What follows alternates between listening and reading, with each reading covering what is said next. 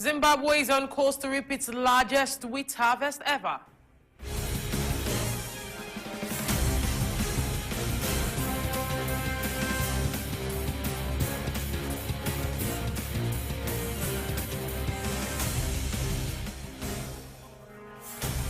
More than 300 people have been mobilized to tackle a blaze on the slope of Tanzania's famous Mount Kilimanjaro.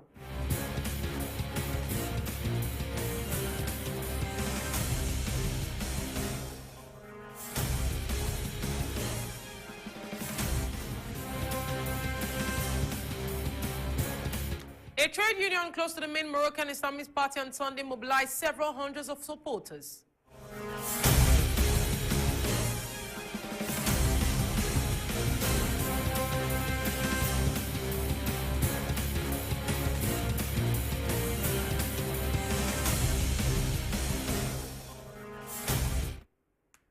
Good afternoon, our dear viewers. Welcome to today's edition of the news, coming to you live and direct from Golfe TV Africa with Hazel OGOIGBE. Now to the news in detail, starting from the local scene. Benin led the international community honored the celebration of the World Post Office Day. The official celebration by the Benin Post Office took place on Friday. Now, the World Post Office Day is celebrated every year on the 9th of October to mark the anniversary of the founding of the Universal Postal Union in 1874. Now, this year's theme is the Post Office for the Planet, and Gauthier Sodede and Janvier Ellet for the report. Celebrated every October 9 by the international community, the World Post Office Day 2022 edition is placed under the theme, the Post Office for the Planet. This is to show a commitment of the actors for the fight against global warming and its consequences on the environment. The official celebration by the Benin Post Office was deferred to Friday, October 21st, an occasion during which the directress recalled the innovations underway in order to modernize the sector. La célébration de la Journée mondiale de la Poste intervient cette année. The celebration of the World Post Office Day came this year in a context of strategic redefinition of the future of the post office. Indeed, in the strategic planning of the Benin Post Office by 2027, we made the development of banking activity our leitmotif. That is why we have stressed 4 major axes for the future of the sector. These are the modernization of the classic post office jobs by adaptation of the postal offer to the needs of the market, the positioning of the post office in the digital ecosystem by modernization of the postal network and digital infrastructure, the creation of the postal bank by reorganization of the offer, the infrastructure, and the technology of financial services. Premier groupe de presse privé au Bénin, nous sommes un média panafricain. Vivre africain, c'est la seule façon de vivre libre et de vivre digne. La patrie ou la mort nous viendront. Nous sommes une source d'informations vraies et utiles. Now, let's start off with stories coming from the national charter. C'est un fait sans précédent. Notre credo, vous tenir au courant à travers nos différents canaux, télévision et radio, de tout ce qui se passe d'essentiel autour de vous et au-delà de vos frontières. 7 jours sur 7, 24 heures sur 24. Nous sommes. Coming up is a compilation of information in Benin, Africa, and the world.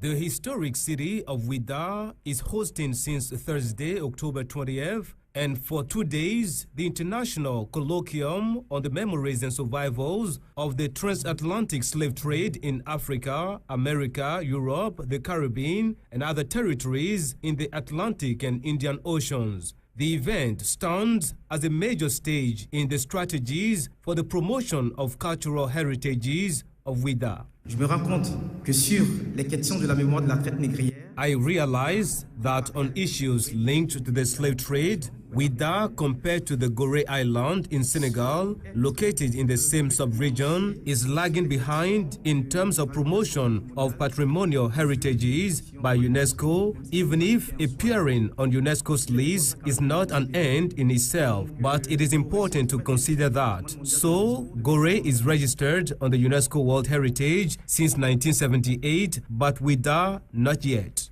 Et Ouidah pas encore. The International Colloquium of Ouidah, second phase of the Memories and Survival project, supported by the French Embassy, intends to establish an inventory of the various forms of social, cultural, and artistic expressions developed by communities and individuals. 13 countries are represented at the meeting, to which the first citizen of Ouidah wished full success. The Minister of Tourism, Culture and Art, Jean-Michel Abimbola, launched the works.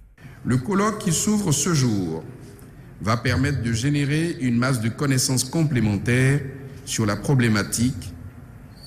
The colloquium that opens today will permit a mass of complementary knowledge on the problematic with different subjects with the most various sources. The famous Malian writer Amadou Hampâté-Bâ says culture is the eye which sees water nourish the earth, but heritages teach men how to use that water to perpetuate the move that enriches humanity. Conscious that this colloquium is in line with that conviction, I declare officially launched this Thursday, October 20, 2022, the colloquium on the memories and survival of the transatlantic slave trade in Africa, America, Europe, in the Caribbean and other territories of the Atlantic and Indian Oceans.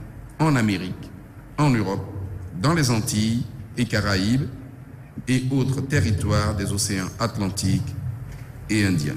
About 50 researchers will do presentations and discuss their viewpoints on what is left of the transatlantic slave trade in their respective areas. The result of this colloquium will help initiate the process towards the registration of Ouidah on the UNESCO World Heritage. A nighttime curfew has been declared in 3 Chadian cities, N'Djamena, Mandu, Doba, and Kurumra. The Prime Minister announced after banned protests took place and were violently repressed. On Thursday, security forces opened fire on demonstrators in the country's 2 largest cities, killing at least 60 people and wounding hundreds. The protesters demanded the ouster of Mohamed Idris Deby Itno, who took over in the wake of his father's assassination 18 months ago. The 38-year-old general formed what he called the unity government following his appointment as head of the transition after a national forum. On the same day, the first cabinet meeting was taking place.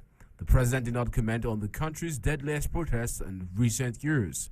His prime minister announced a nighttime curfew until total restoration of order, condemnations over lethal use of force. On the international scene, however, the African Union and the United Nations were among the voices condemning the lethal use of force on civilians.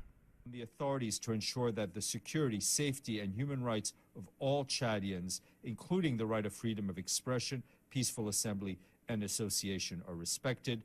We also call on all parties to refrain from violence or excessive use of force and to remain committed to the spirit of dialogue in the interest of peace and stability. According to testimonies by witnesses, demonstrators began to blow whistles at 3 a.m. all over the capital of N'Djamena. They could be heard chanting slogans like Chad, we want equality, we want justice. Police fired tear gas at the crowds, who continued advancing, and their numbers grew. It was then that security forces opened fire. The deaths mainly occurred in N'Djamena and the southern cities of Mandu and Kumra, the Chadian Prime Minister said. The government spokesperson Aziz Mohamed Saleh accused the protesters of attacking governmental offices, adding that a banned demonstration turned into an insurrection. We want justice, this protester says. Macron, take heed, listen to the voice of the people. Today, if we are doing this, it's because of you, France. Over 300 people were wounded, and witnesses say some arriving at the hospitals bore signs of torture. The exact death toll remains unknown. Victims include journalist Hazel OGOIGBE, who was struck by a bullet.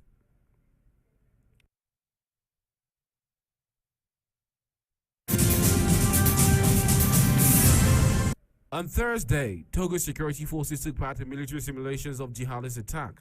Two French instructors from the GIGN Elite Corps oversaw the training course in specialized intervention techniques. The Togolese Minister of Security attended the exercise, French ambassador to Togo. The President of the Republic, who is the head of the armed forces, instructed us to take all necessary means to be ready. Not that we wish it upon ourselves. However, if one day an attack happens in our country, we're taking measures now to be able to give some relief to our people so that we can deal with the jihadist threat, which is making headlines in our sub-region. Togo and other West African countries that share borders with Burkina Faso, Mali, and Niger are getting ready to face Islamist militants who've destabilized swaths of territory. For the purpose of the exercise, some 40 Togolese gendarmes and police officers were on the scene of a restaurant in one of Lomé's districts, which was fictionally under attack by 6 heavily armed militants holding civilian hostages. We've spent 15 days of beneficial training. As you saw during our synthesis, the exercises allowed the trainees to become fully aware of their abilities and to build them into capacities. They were also able to assess how much work still needs to be done. The exercise was the first simulation activity in Togo since the country started recording jihadist attacks in November 2021. Togo's first deadly jihadist attack was in May 2022. The government last month extended a state of emergency for 6 months in its northern Savans regions, allowing more flexibility to conduct military operations there.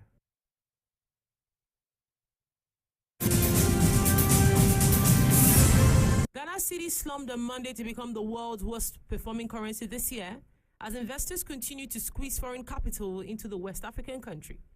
The currency of the world's second biggest cocoa producer depreciated as much as 3.3% before paring the loss to 11.275% in the capital, Accra. That took its losses this year to more than 45%, the most among 148 currencies tracked by Bloomberg. The decline of the cedi has accelerated since the beginning of the year. Ghana has for the past 2 months been in formal negotiations with the International Monetary Fund for an extended credit facility with the hope of receiving $3 billion in loans over 3 years. The International Monetary Fund has been slow to yield to Ghana's request, as they require a debt sustainability plan before lending the country its requested billion bailout. Investors were expecting to hear something in Washington last week, but unfortunately nothing emerged. A London-based economist at Gemco Capital said in an email comment referring to the week-long IMF annual meetings that ended on the 16th of October. Ghana sought help from the International Monetary Fund after losing access to the Eurobond markets this year, and as homegrown policies, including cutting 2022 discretionary expenditure by up to 30%, it failed to stem a sell-off in its international bond. The premium investor demand over U.S. Treasuries to hold Ghana debt has winded to 2,669 basic points. The nation's domestic bonds are trading at an average yield of 41.9%, the highest in the emerging markets according to indexes tracked by Bloomberg. Ghana's gross international reserves declined to $6.6 billion in the end of September, enough to cover only just under 3 months of imports. That is down from $10.7 billion a year earlier, which gave nearly 5 months of import cover. The currency has overtaken the losses of the Sri Lankan rupee, which has slid nearly 45% against the greenback this year, as the country also seeks to unlock an IMF loan following a debt default. Ghana is not the only country battling with its currency.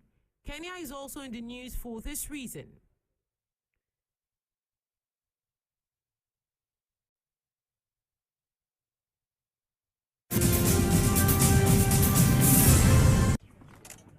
It's market day here in Kajiado, Kenya.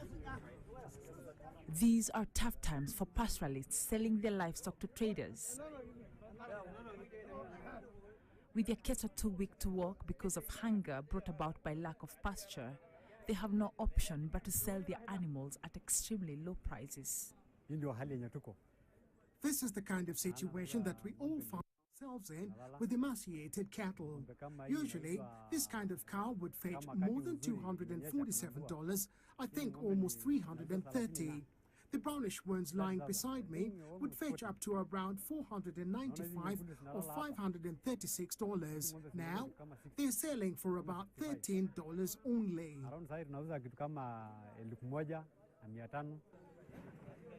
The drought has affected most countries in the Horn of African region, including Kenya, Somalia, and Ethiopia. The United Nations says this is the region's worst drought in 40 years.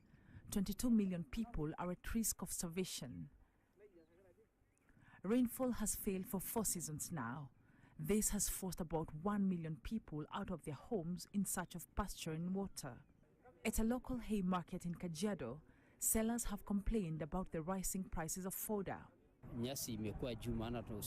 The cost of hay has shot up. We usually buy a bale at slightly over $2 and sell it here at the market at almost $3. So now there's a big challenge when it comes to feeding livestock and people as well. It's almost impossible to take care of livestock while you're still expected to provide for your home as well. The Maasai community highly values its cattle. For them, the livestock are not only a lifeline, but a way of life too, and a sign of prestige. But the current drought threatens all that and much more.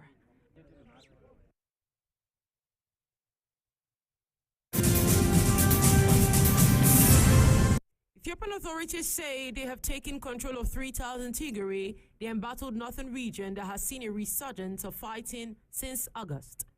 The government communication service in a statement on Tuesday, the 18th of October, stated that the towns of Shire in the region's northwest and Alamata and Korem in the south have been taken from Tigrayan control.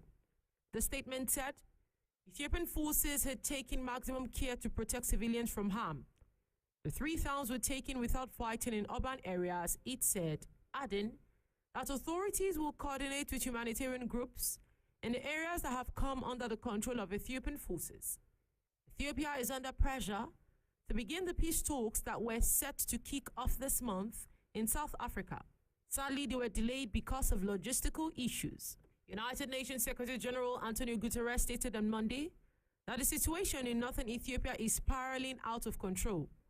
The United Nations and the African Union are urging an immediate ceasefire.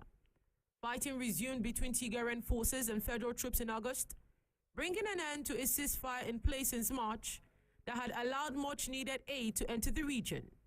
Eritrean troops are also fighting on the side of Ethiopia's federal military. Millions of people in northern Ethiopia, including the neighboring regions of Amhara and Afar, have been uprooted from their homes, and tens of thousands of people are believed to have been killed since the conflict broke out in November 2020.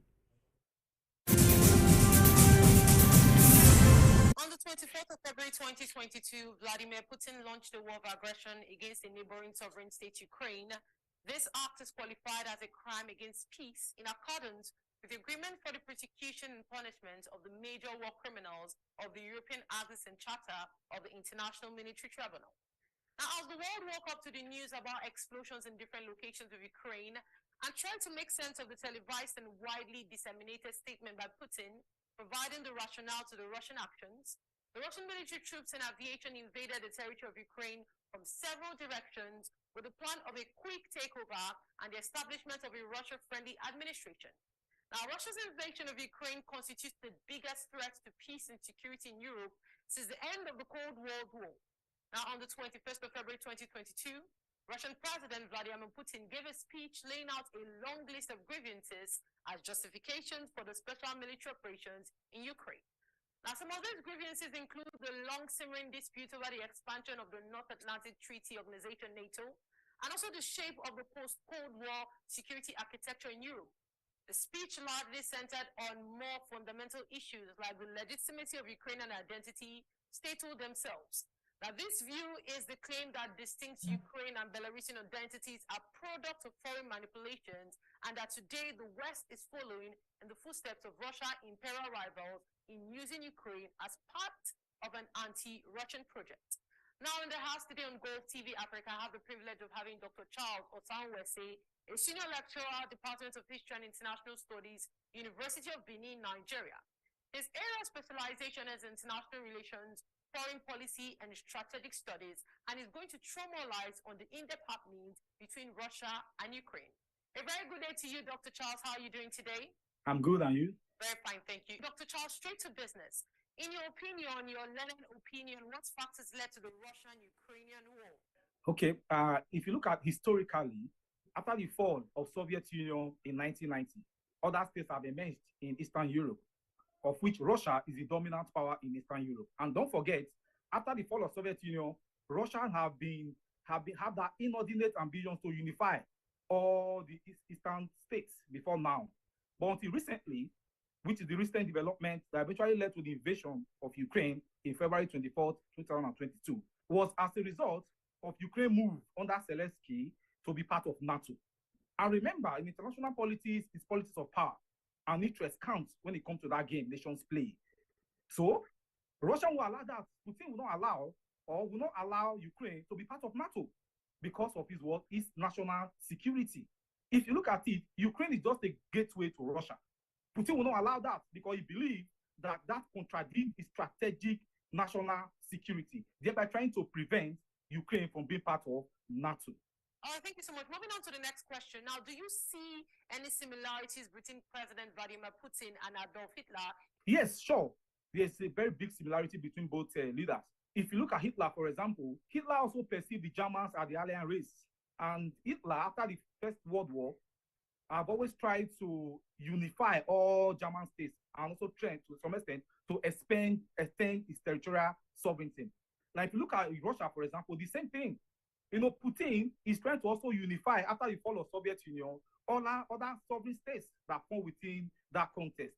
And secondly, look at the power of propaganda.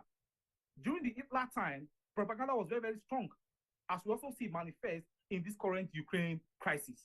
And also remember that both leaders were elected by their people, but later turned what? Dictatorial.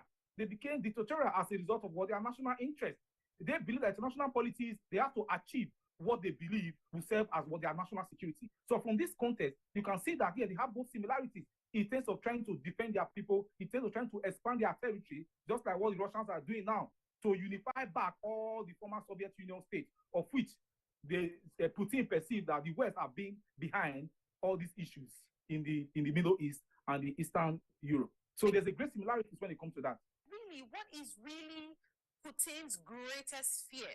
Yeah, no, you see, that is what international politics stand out. Not that he's afraid, he's not afraid, it's just because of national interest. Even other world power like United States and France, Britain and all, they also have that same notion that you have to defend yourself. And he became very, very critical to Putin because Putin already believed right from inception that the West is always against him. So it's not his fear, he's just trying to secure his territory and to ensure that Russia stands in the game nations play. That is part of the leader when it comes to national interest. It's not fear, it's not his fear. He believes that he has so much enemy around him. So the next thing he will do is to expand first, to make first move, that first defense, to ensure that his national security won't be compromised. It's not fear. It's what other leaders can also express when it comes to their national security. All right, thank you so much, Dr. Charles. Now, in international politics and on the international scene, there's a concept known as hegemonic tendencies. Now, this question is two in one. I want you to define the concept of a state, that is a nation state, having hegemonic tendencies. And the second question is, does the war between Russia and Ukraine highlight Russia's hegemonic tendencies? No, what do you understand by, hegemonic tendency is part of international policy. Even before now, United States and France are not. You can see even in Britain, you can see that the content of hegemonic tendency, or in the period when we live in a bipolar society or unipolar society, what we have now is a multipolar society. So when it comes to hegemonic tendency, is what is inherent, is a policy of defense to secure national interest in a bid for you to participate fully in the game nations play. So hegemonic tendency from the perspective of Russia, yes, everybody has to build up his power, even if trying to invade and all. It's part of what nation have to put up as a country in a bid to defend its national interest and also in a bid to be relevant in the game nations play with international politics. And also look at the current development in Ukraine. It's also part of it. Look at United States, for example, trying to secure Ukraine from the influences of Russia. It's also part of a hegemonic tendency. United States cannot lord it over Russia now without using Ukraine. That is where the fear of Putin lies. Putin believes that Ukraine can be used against his national interests. So United States and France, another country backing Ukraine now, is also part of the hegemonic tendency. They try to claim over a state they perceive that if allowed to expand, can contradict other national interests of other states. Now, in your previous statement, you talked about a bipolar system and a unipolar system. Now, presently, I would like you to explain what kind of system we have. Is it unipolar or bipolar?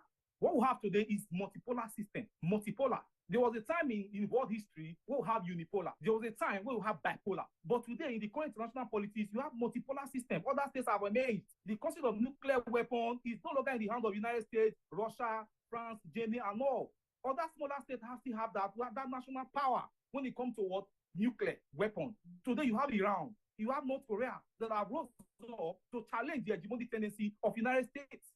We now live in a multipolar society whereby no one state has it all. You never can tell who is who.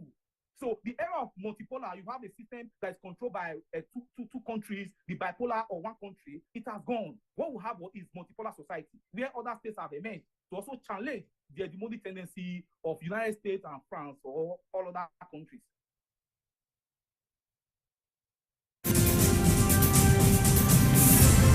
War has raged between Western Sahel countries and Islamic State and Al-Qaeda militants for more than a decade. This social media video purports to show militants carrying out a massacre at a Burkina Faso military base last year. Analysts say failure to stop attacks helped spark 2 coups in Burkina Faso this year. Both military juntas that carried out the coups cited the inability of the previous government to improve security. There was this expectation that a military leader would perform better than a civilian one. What we've seen instead is that since January, the security situation has continued to deteriorate. All over the Western Sahel, governments are losing the war with militants. Data from the Armed Conflict Location and Event Data Project shows that more civilians died because of the conflict in the first half of 2022 than in the whole of 2021.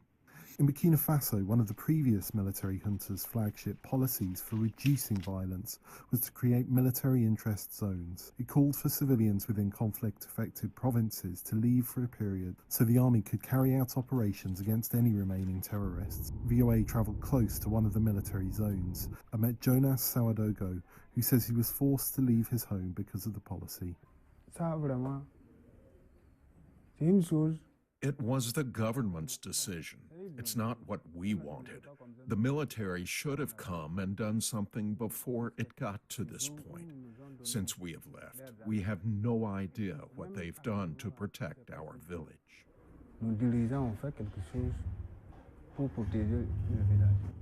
Gregor Sawadogo says he has received no support from the government since leaving his home, also in a military zone. Since I left, I've been working as a labourer with stonemasons. I get about $4 a day to feed my family, my mother, my wife and my 4 children. I have to pay rent too. Despite the terrible violence and more than 2.6 million displaced in the Western Sahel, aid workers worry this war will become a forgotten crisis. Sandra Latouf is the representative for UNICEF in Burkina Faso. She just returned from Djibo, a town in the country's north, where terrorists for months have blocked deliveries of food. Trucks carrying supplies can be seen here halted because it is too dangerous to travel on the road to the north. One convoy was recently attacked. She says children in Djibo are starving to death. And it's really, it's a big hurt to see that children have suffering, the population have suffering. We need to talk about Burkina Faso. We need to talk about the Sahel. This is a situation that needs attention of the world. As the war in the Sahel intensifies, attacks by militants have begun to spread to coastal West African countries, the next phase in the jihadists' efforts to destabilize the region.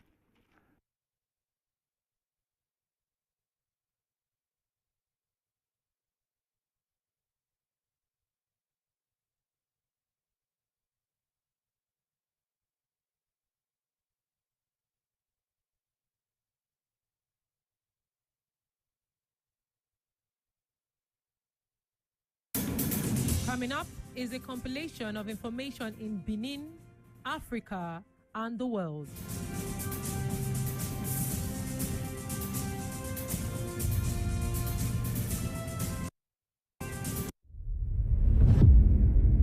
Le groupe de presse, la Gazette du Golfe, au plus près de l'événement 7 jours sur 7 et 24 heures sur 24. C'est aussi et surtout avec vous. Alerte Golfe Média, vous êtes au cœur d'une affaire et d'un événement. Vous détenez tout ou partie des clés d'un dossier. Vous êtes témoin de l'actualité au Bénin ou partout ailleurs dans le reste du monde. Alertez-nous. L'information que vous souhaitez voir, écouter, lire, être analysée ou débattue, de vous à nous. Contactez-nous au 98 83 96 96 et 98 83 98 98. À n'importe quelle heure et à tout moment de la journée, appelez-nous ou laissez vos messages. Vous avez la possibilité d'intervenir directement dans les enquêtes et les reportages que vous proposez. Devenez ainsi des personnes ressources du groupe de presse La Gazette du Golfe. Alertez-nous. Alerte Golfe Média, passez de témoin à acteur de l'actualité.